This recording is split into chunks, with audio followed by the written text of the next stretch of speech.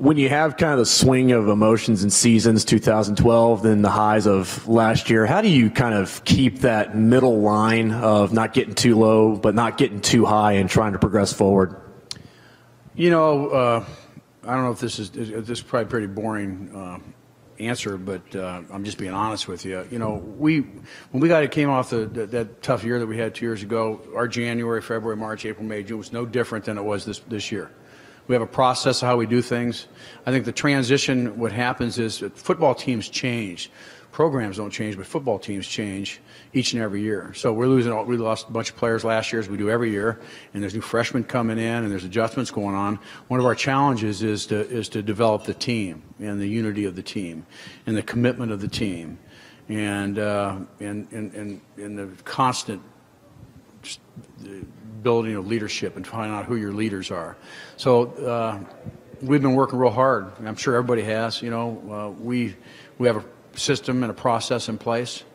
And, you know, when we got back in January after our Cotton Bowl game, we came in and we had a countdown to our first game and the number of days. And the whole key is, and I make it a big deal with our team when they get back, it's here we go again. We start all over again and go on. So I think there's certainly a confidence level that goes with it, though. I think there was. And, you know, bottom line is we want to compete at a high level each and every year. And it's a great challenge in this league, but that's what's great about the SEC. Hey, Gary, here on the left. A big component of your success last year was your run defense, which was second best in the regular season in the SEC. You lost some key contributors to that defensive line heading into this year. Can you tell us a little bit about what your defensive line looks like? Well, you know, we lost two defensive ends. Both got drafted, Coney and Michael Sam. And we have a guy named Shane Ray who played a very high level last year, played just as much as those other two guys. And so Marcus had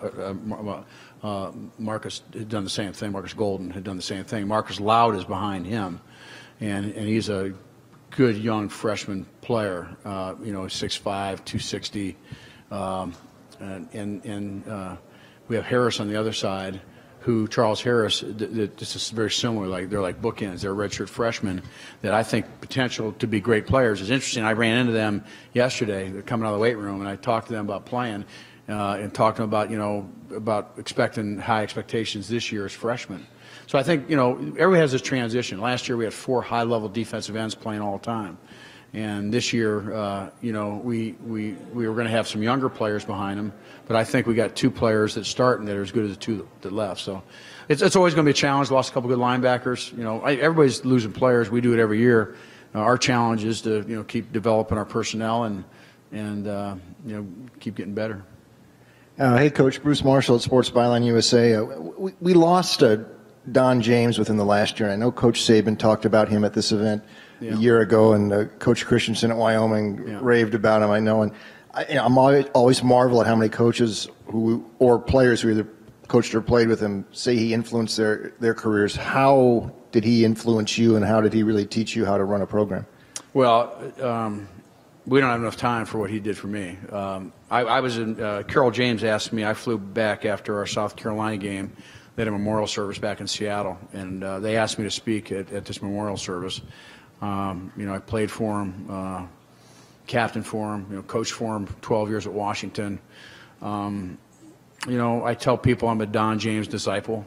How to run a program. When I became the head coach at Toledo, I wasn't sitting around saying, well, should we do this or should we do that? I knew exactly what to do. I had to figure out my personality to get that done, but I knew exactly what to do. But one of the great things about Don James is one of the most class people I've ever been around. First class he was, and that's the way everything was handled in our program. Remarkable competitor, and just had a tremendous influence on my life.